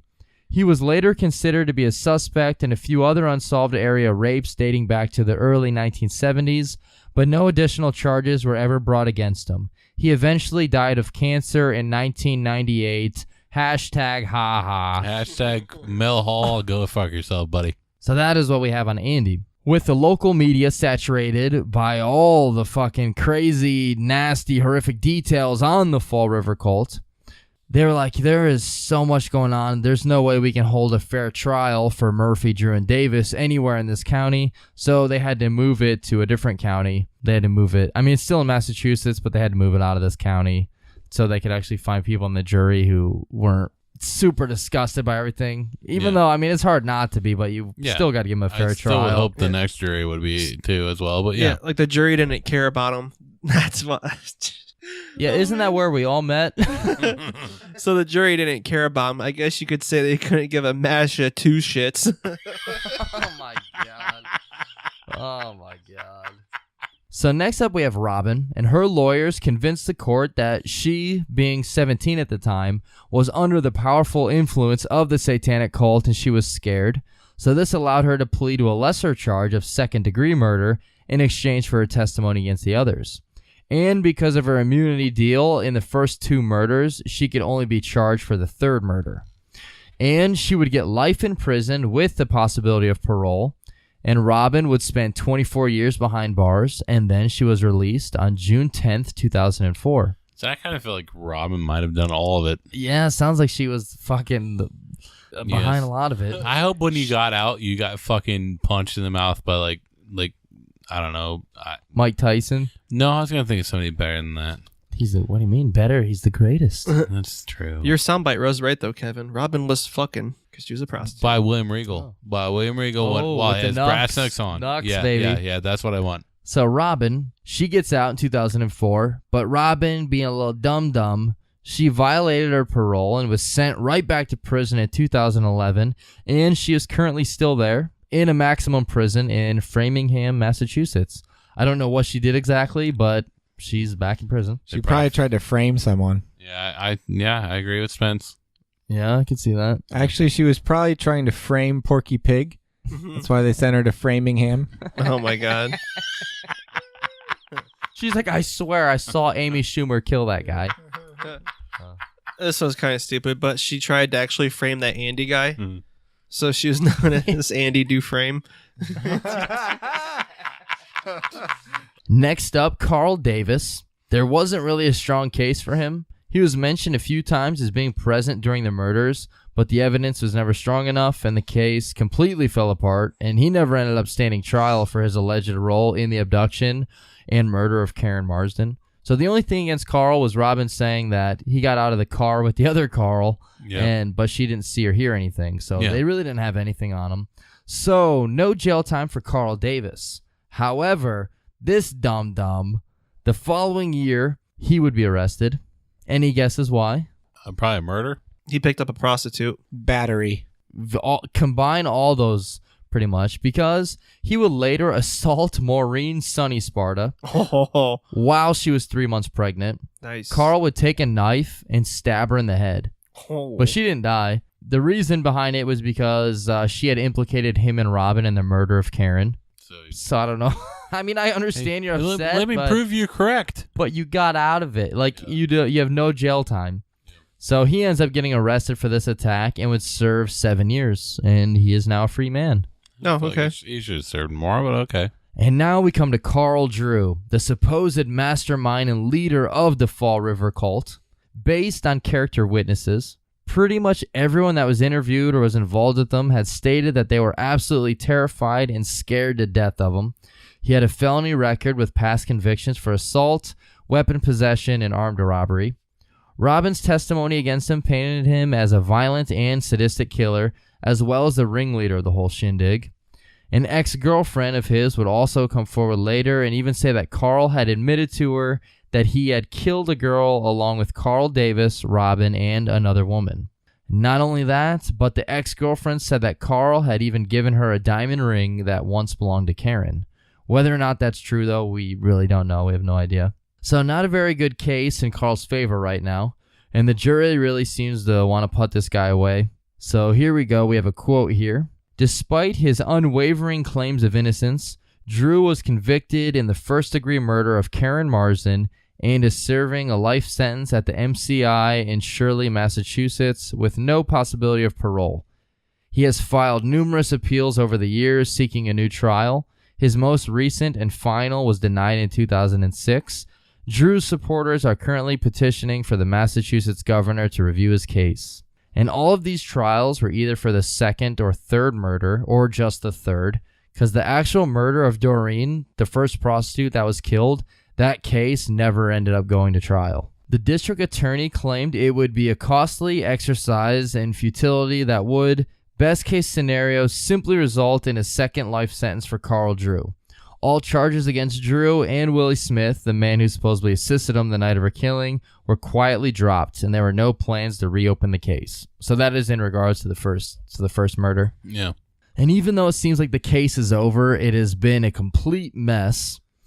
Allegations of witness tampering, falsified information, insufficient counsel, legal rights violations, and police misconduct all loomed heavy as the now closed cases against Maltius and Drew came apart following a shocking admission by Robin Murphy. She recanted her entire testimony in an unsuccessful bid for a new trial in 1984. This is all quoted from that article. So in 1984, she takes all of it back. So the only evidence they have, really, is her story. I mean, there's a bunch of people that have come forward, but it's mostly her story. Yeah, there's no physical evidence, though. Yeah. It's all prostitutes and cult members saying this, but the main one they had, she's like, yeah, I made all that shit up. She then says, quote, I believe Carl Drew was guilty of killing Karen and many, many other women in the area. She would also later tell the parole board, I believed he belonged in jail, but also knew justice was not taking place, so I made that story up. She also claimed that she was not actually present for the Raposa murder and admitted to fabricating the testimony that led to Andy Maltius' conviction as retribution for sexually abusing her. A number of other witnesses also recanted their trial statements, claiming that they were made under police pressure or else the influence of drugs. Carol Fletcher, a key witness who was allegedly present for Karen's murder, maintains that she was threatened by police into making her false statements in order to convict Carl Drew. She now claims that the murder did not even take place in the woods of Westport. According to a revised version of events, Robin Murphy killed Marsden at the Harvard Terrace housing projects in Fall River, and the body was dismembered and dumped at various locations. Quote, they were fighting and Robin started pulling Karen's hair out of her head. I saw Robin put the knife toward Karen and I ran off. I was scared. Paul Carey, a detective from the Fall River Major Crimes Division who worked on the case, has his own theory. Quote, I still believe that Murphy was the real ringleader, not Drew. That Doreen was murdered because Murphy was also in love with her and became jealous when Doreen started seeing Drew. I believe Murphy and Marsden were present when Doreen was killed. I think Murphy killed Raposa because Raposa was in love with Maltius. Murphy admitted that she and Raposa had previously been lovers. And I believe Murphy killed Marsden because of the two previous murders. Marsden was at the scene of those murders, and I believe Murphy knew she was the weak link and might get them convicted. Who the fuck pieced this all together? Charlie Day in the fucking mailroom? It is fucking confusing. It really is just a super confusing. It's hard to follow, and I apologize to our listeners. It is very fucking confusing. Yeah, absolutely. But it's just, no one is reliable. Like, you can't believe anyone. So if you use one person's testimony to get the rest of them, it's like, okay, that works. But then later, they all are like, we lied. We were forced by the police, or, yeah, I just made that shit up. I was really fucking don't high when I fucking told know. you that, so... I have no fucking idea what really happened or what was going on. I doubt we'll ever fully know. There are a lot of people that actually think the Fall River cult never existed, and that the police, combined with the Satanic Panic era, helped create the story in order to sensationalize the murders of the 3 prostitutes. I mean, it sounds like the cult was real, or at least this prostitution ring's real, at least. But it's just, none of this shit makes any sense. Carl Drew, he's been maintaining his innocence since he's been thrown in there. He also has a website with a page titled The Carl Drew Story, as told by Carl Drew. Oh, nice. Good job, buddy. In which he denies being involved in any group. Here's a quote from him. I was thrown into the middle of a mass nightmare that involved macabre accusations of devil worship and human sacrifice. Totally off-the-wall accusations that was right out of some thriller novel. None true as far as I was involved, and nothing like that was being said. I didn't actually read his page, though. I probably should. I did scroll through to the very bottom and see a pretty interesting paragraph, to which he says, I am seeking information or help that anyone could lend. As you can imagine, this has become an overwhelming life situation. I know with the right help, this case could be overturned. Robin Murphy, after the trial and all the promises made to her were broken, finally told the truth. She admitted she lied for the police and DA. Too little, too late. If you feel you can help me in some way, please feel free to write to Carl Drew, W38104, MCI Shirley, P.O. Box 1218, Shirley, Massachusetts 01464, or, my favorite part, email me, carldrew2001 at yahoo.com. Oh, yeah. Yes, dude. Hell yes. Fucking email this guy. Hell yes. What this dude looks like. Let's get this dude out. This dude looks like that Irish guy with a scar who's in a bunch of movies. He's in like Sin City. He's in a bunch of shit. But he's like, he looks like that guy with a mullet. Let's get him out then. He didn't do anything. Wait, Mickey Rourke? Robin did it No. all. Robin Fucking did it. I mean, Robin had to have at the very least done most of it, I would think. No, I don't know, because, like, those 3 hookers, they were known for their farts, right? That's why they called them prostitutes. Tommy Flanagan. He's the Irish dude with the scar. His character in the movie, pretty much every role he plays is a guy who's just not going to succeed at whatever his goal is. Oh, okay, yeah. So alrighty, that is everything we have on this case. You guys got any comments before we hear from the Wildman from Queens on it? It was Robin. Right away. Like, I'm like, okay, this Carl Drew guy sounds like a piece of shit. He's done a lot of shady stuff, it sounds like. And then it's just everyone that pointed to him recanted their stories, or just, it's so hard. I don't know who did it. There's no physical evidence. It's just everyone pointing fingers, and it's all like untrustworthy drug addicts telling this. So I don't know. I don't know who was behind it all, honestly. I mean, I used to think that I came into this thinking that there's nothing to the Satanic Panic, like in terms of facts, but I guess if they really found the animal bodies and stuff, then at least this group was real. Although the murders still sound more like normal murders than rituals. Yeah, I agree. I mean, the 2 detectives said that they were part of this, or like they were at one of those. They were ad libitum. Black masses thing. I don't know, but and that could also be. They mentioned the detectives were also adding stuff. Oh wait, the whole thing was actually a Mad Libs idea. Like they started off just playing Mad Libs, and it ended with killing these girls. Like the fart went to the fart, and there's a bunch of murders now. Never mind. And then he was accosted by a, God damn, really? Every time you got to throw the N-word in here, Dad? You throw the N-word in there too? Oh, with bubble tape. Interesting. Killed with bubble tape. Oh, nice addition, Toof, after the N-word. I don't know where this came from, but I had a just a random. Tim, did you used to get the WWF magazines like in like 2000, 2001? I mean, do you know me? Yeah. Yes, I definitely did. Do you remember how fucking many advertisements for that like Orange Truth thing there was? It was like Truth, and I think it was like maybe like Dare against cigarettes or something like that. But like it'd always be Truth ads constantly. Oh, I know what you're talking I about. don't Yeah. remember Oh that my at god! all. So I was apparently too busy jerking off to like Trish status. that's or where it's something. getting to. Okay. So I remember one time I was super pissed because I jerked off to the China Playboy. Oh my god, the China Oh, one, too. the China one, Toof. That is like I came where her pussy was on the magazine. Dude, Toof, take Yeah. it back and pick a better Dude, one. that is the gayest thing you've ever done. Yeah. Take it back and pick a better And one. I got super mad because like I just closed the magazine. That's like the first time I ever came out of magazine. And when I opened it, it like ripped the spot. Like it was like stuck to it. So like it ripped that part. And I was like, fuck.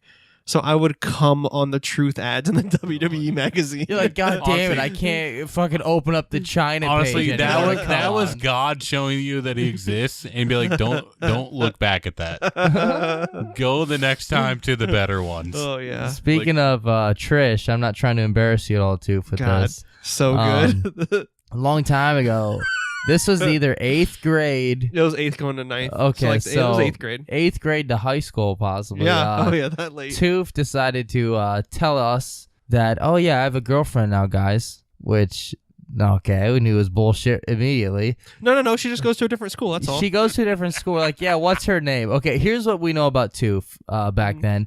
He's the craziest kid in the entire world, and he loves wrestling. He's like, we're like, okay, so what's her name? Trish.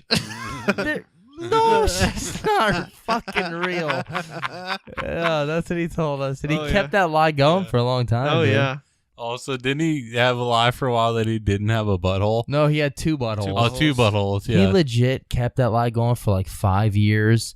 If I told him I didn't believe him, he would get pissed off at me and like yell at me and stuff. Yeah. But like we'd be in high school and I'd be talking to him on the phone, be like, "Hey, what's up, Toof?" He's like, "Nothing. I'm sitting on this inner tube of my room because my second butthole is hurting." Like, Toof, you don't have a fucking second butthole, man. Maybe I like to exaggerate. Maybe it was an anal fissure. Oh, alrighty. It's not as good as a Jenna Fisher. Oh, yeah. Oh, hell no. Right, hell no. Are you guys ready to hear from Wildman from Queens on this case? I've never not been ready Yeah, to let's hear from him. that fucking schmuck. Oh, Toof. Dude, hey, close the window. He's gonna come here and kill us. We'll fucking kill you for that, Jeremiah. I love him like a brother. He's already upset you never drew that picture for him. Yeah. Toof, That- you jerk. I didn't say it'd be delivered immediately, all right? Now, I haven't listened to these yet at all. We did make jokes about how you didn't draw a picture for him, though. Oh, okay. He said, we should sell Toof into a satanic sex slavery cult since he never gave me a fucking drawing, that piece of shit. LOL, just kidding. Fucking Toof, man. We sound like the same dude. Fuck yeah. Dude, honestly, I already made his picture and fucking sent it out, honestly, probably about a month ago, but I sent it through Western Union. So who knows how long it'll take to get there. So you basically sent it through Internet Explorer. Oh, shit. And also, they had to take it out on a fucking Boeing 737. So we know how that went. You went and got one of the free AOL CDs, Oh my god. installed that, and then sent it that way. All right, here we go. Wildman from Queens, what do you got to say about this case, brother? So I'm doing my research on these bunch of clown shoes ass Satanists, right? And I don't know if somehow I'm involved in a time machine with this shit, because they're talking about going down on a headless woman and something that kills every fucking 30 days. That fucking sounds like my ex. Holy shit. I think I solved the fucking mystery. It wasn't me. When Tooth was promised to give me a drawing, he made a pact with the devil, John the Wild Man from Queens, and he must pay the fucking toll. So now, since he didn't draw me my shit, me and Kevin are selling his ass into satanic sexual slavery. How about them apples?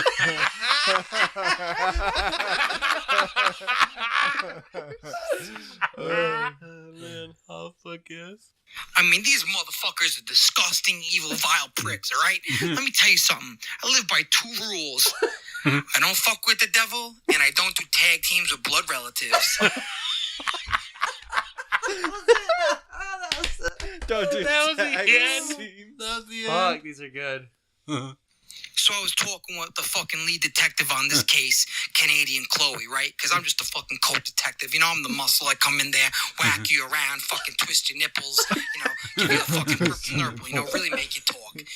She told me this Robin is fucking guilty. Throw her in the fucking dungeon and stone her medieval style like she did to them people. And that's what we did. No parole, you dumb bitch.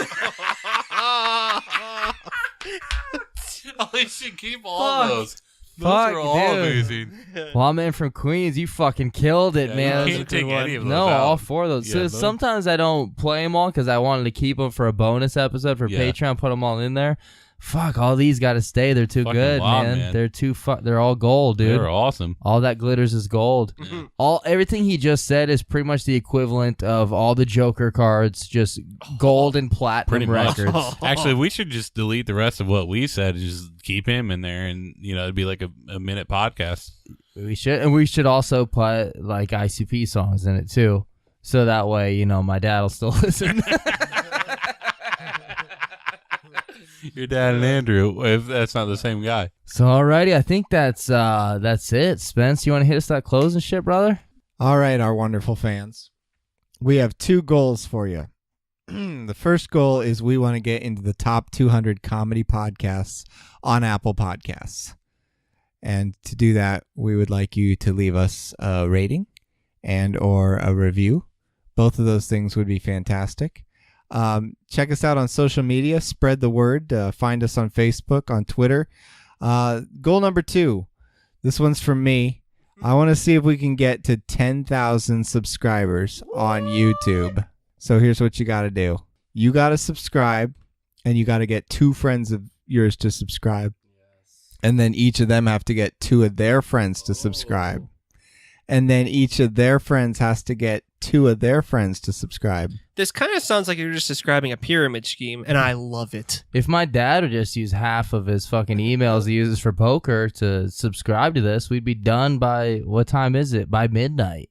So come on, Daddy-O, help us out. But if he did that, he would get so many notifications every time a podcast came out. It'd be like more than when they thought that Hawaii was going to get hit by a nuke. Dude, how fucking scary that had to have been. Oh yeah, for sure. Yeah. My 6th grade girlfriend lives in Hawaii. She does. I'm glad she's okay. Nice. My mom's fine. She's all right. She's doing. She hasn't written me back. I keep checking my texts, and I see that she's reading them. It's so hard for her to to respond to you, to Toof, to Andrew, to Kev, your Kev, To the other to Kev, Spence, to Kevin Federline. the other Kev. So yeah, subscribe, spread the word, share us on social media, and leave us some feedback. We love to hear from you guys. We like to hear your suggestions, your ideas. And if you'd like to take this relationship to the next level, you can support us on Patreon for the low price of $1 a month Come on, guys. or up. And the sky's the limit on the up part. But yes. I don't know if anyone can hear this. We've all ripped like 30 farts in like the last 10 seconds. Yeah. I'm innocent of this. I'm just distracted now by the farts. Sorry, Spence. It's okay. If you'd like to drop us an email, it's brotherscommonplace@gmail.com. And Kevin, what's our P.O. box if you want to send us by Z-mail? Hell yeah. You can send us letters or fun shit or anything you want. P.O. Box 31, Nova, Ohio, 44859. And whenever people send us shit, I'll take pictures of it and put it on Instagram. We've gotten a lot of cool stuff in the past. Jess has made us some cool stuff, mugs and magnets. I got to go pick up the mug, though. I still haven't gotten that. An awkward artist, Lauren, she made us some cool shit, too. She's the one who made us that painted our logo on that big wooden circle thing. So shout out to both of them. I believe they both may have like craft stores you can buy shit from. If you can, go support them. That'd be super cool. Tell them we sent you. Tell them that we're cute also. Tell them you think some of us are pretty neat. Oh, yeah. Yeah, Andrew. I got you, brother. And special thank you to everyone that has left us reviews already. That really helps us out and means a lot to us. And thank you to everyone that has signed up for our Patreon. That is super cool. We love that you guys enjoy the show enough to support us. And yeah, I wish there was more we could do for you. Also, our next 4 or so episodes are all going to be requests. So we got some good ones coming up, and some of them are a little more popular. We also have a couple that are less popular, so we got a good mix of some stuff coming forward to you. But yeah, I think that's everything from me. You got anything, Primo? Then I guess all that's really left is to just hit you all you wonderful listeners, with some words of wisdom, some wow. Now, Jeremiah, most of our listeners, if I know them, if they're anything like us, the only wow they're familiar with involves orcs and the Alliance. Now, Toof, are you going to change that up? Change that wow to words of wisdom. Can you handle that? I don't know why you talk like this, because you know you've seen me play Oblivion, Skyrim. You know I don't like orc bitches. All right? I don't like to horse kill, and that's all. Hashtag thank you, Mark. Yeah, hashtag thank you, Mark. Toof used to play Oblivion, and he had this save file where it was just this female orc bitch, and he would just load it up and just kill her and like beat the shit out of her horse. And Mark would always be like, Toof, will you play orc bitch, please? Or play horse kill. Horse kill and orc bitch. Dude, Oblivion was hard as fuck. I've been getting my detective on and wondering where the hell Andrew's been lately. So I've been following him, and I noticed he's been doing I guess there's something called underground webcams. Oh. Yeah, and he's in a band. Shit. He's in a fucking band, a cover band, tribute band, Obviously. not a cum tribute band as you guys are thinking, damn. but Okay, nonetheless. that's what I was going All for, right. yeah. Well, it's What is it, Jeremiah? it's him and a bunch of sex dolls, Oh, and he nice. paints Hell up yeah. their faces like this black and white shit. And I guess he plays like rock music. And I was like, wait, what the fuck? This is just Kiss. Like, what the fuck? Like he's a fucking Kiss tribute band, which that's all right. You know, that's cool, whatever. But then I noticed there's something like grisly about these sex dolls. The upper half is clearly rubber, but I think the bottom half is more realistic. Ew. Yeah. They have realistic penises and buttholes. And Andrew films himself playing the band with those dolls, and then he fucks them. Yeah.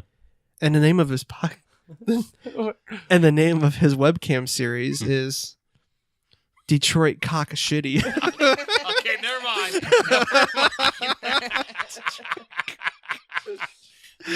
Holy shit! I thought it was gonna be like sex piss dolls. I was going to sex piss dolls. That's good as fuck. That's what I thought you were going for. Wow. Hell yeah. It is also that, you know?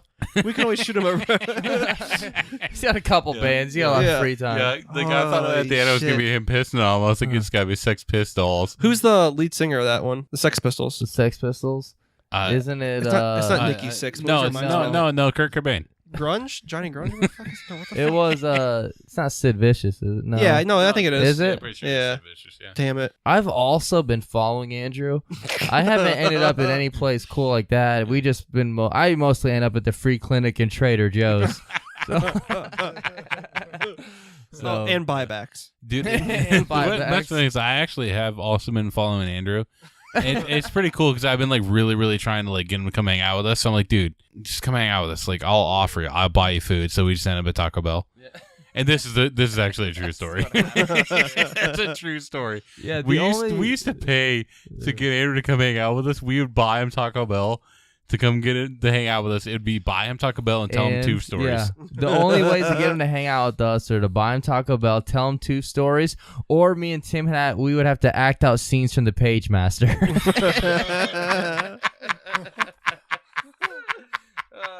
Alrighty, thank you all for listening. Be good. Stay safe. And laugh at dark stuff. Hashtag Wildman. Hashtag Wildman. Hashtag Blump Kids. Blump Kids. Hashtag hogwild, baby. Hashtag Wild Woman. Oh. I haven't heard that one before. Hashtag Boy Pussy. Oh. Fuck yeah. Hashtag revive Andrew. Oh, shit, we should. Yeah, we should. Hashtag goat fucking. Yes. Oh, hell yes. That's what I'm going to do later. Hashtag T-Bro Nutsack. I love it. Hashtag prostitutes. Hashtag Crystal Pepsi. Hashtag hell learn yes. to code.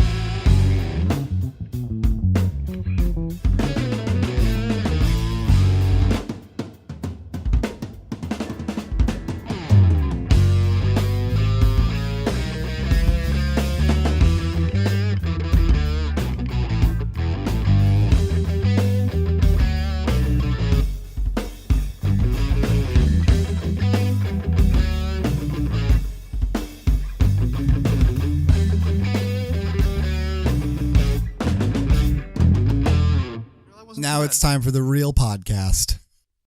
Hey Google Pixel fans, for a limited time, get both our Sprint Unlimited plan and the all-new Google Pixel 3a included for under $35 per month per line for 5 lines. All you need is approved credit, an 18-month lease, and a new line of service. Visit your local Sprint store, sprint.com, or call 800-SPRINT1 today. Phone $1107 per month after $556 per month credit. Apply within 2 bills. Remaining balance due if canceled early. Unlimited basic after $630.20. Pay $32 per month per line for 5 lines with autopay. Data deprioritization during congestion excludes taxes, surcharges, and roaming. Speed maximums, use rules, and restrictions apply. Briggs Stratton presents Lawn Ornament Small Talk. I might be just a simple plastic flamingo, but if there's one thing I know, it's lawns and lawn care. Well, I guess that's 2 things. Anywho, my homeowner is mowing with a gas mower powered by a Briggs Stratton engine. It has twice the power of that battery mower our neighbor is using, so it can fly through the thickest of grass. Judging by the look on Chad's face, he's quite happy with its performance. As am I, Chad. As am I. Find your next mower at BriggsPower.com.